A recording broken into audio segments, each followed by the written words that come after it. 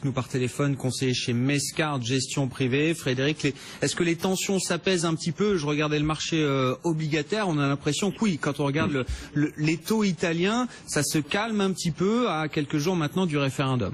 Oui, et peut-être dans l'espoir d'une résolution du problème Montepaschi d'ailleurs, hein, puisqu'on voit qu'elle rebondit assez fortement aujourd'hui, donc entraînant l'ensemble du secteur bancaire européen, elle progresse de quasiment 17%. Donc je rappelle, il y a un espoir notamment de conversion des obligataires en core tier 1. Et là, le marché parie un peu sur cette résolution qu'on doit atteindre d'ici la fin de semaine. Il faut éviter effectivement d'être sous-capitalisé au moment d'un référendum dont l'issue est quand même a priori défavorable. Et donc le marché est en train de parier sur ce sujet-là.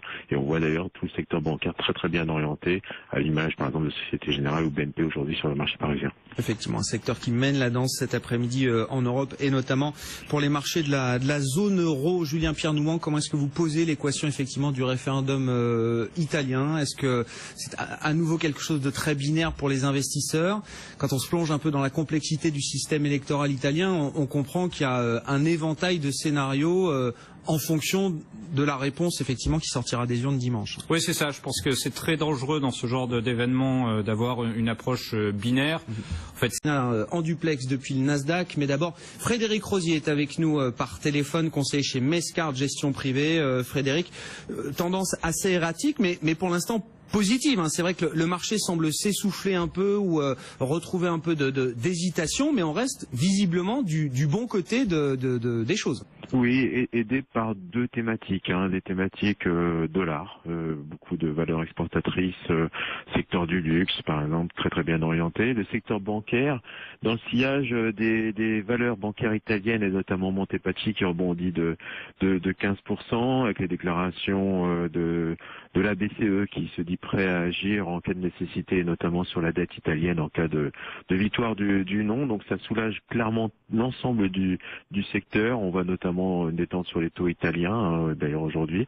Et voilà, c'est une thématique qui reprend sérieusement des couleurs, qui avait souffert d'ailleurs hein, depuis une semaine.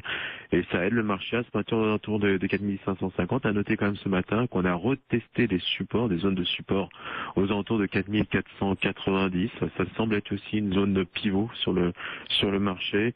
Et pour l'instant, on semble pouvoir tenir cette zone de support. Christian, un mot effectivement sur la BCE. Alors, elle est Nicolas Brault, Oudart Gestion et Frédéric Rosier avec nous par téléphone, conseiller chez Mescard Gestion Privée. Effectivement, Frédéric, on résiste quand même bien, voire très bien, à cette rechute assez vive des prix du pétrole. Oui, compensé donc par le secteur bancaire, le secteur du luxe. Je constatais quand même que ça fait à peu près 15 jours qu'on navigue sur 90 points d'indice.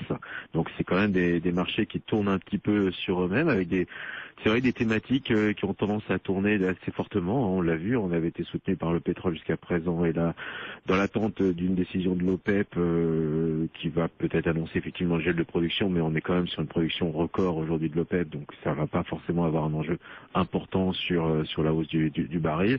Et le secteur bancaire soulagé par effectivement des fuites auprès de l'agence Reuters sur une intervention possible de la BCE pour soutenir le marché italien, notamment l'univers des taux italiens. Et donc on a du secteur bancaire effectivement très bien orienté. Concernant les baisses, donc le secteur de la sidérurgie par exemple, avec Arcelor qui baisse, et le secteur pétrolier, on voit Technip notamment et Total qui pèsent sur l'indice. Oui, Nicolas Brault, on a quand même une chute marquée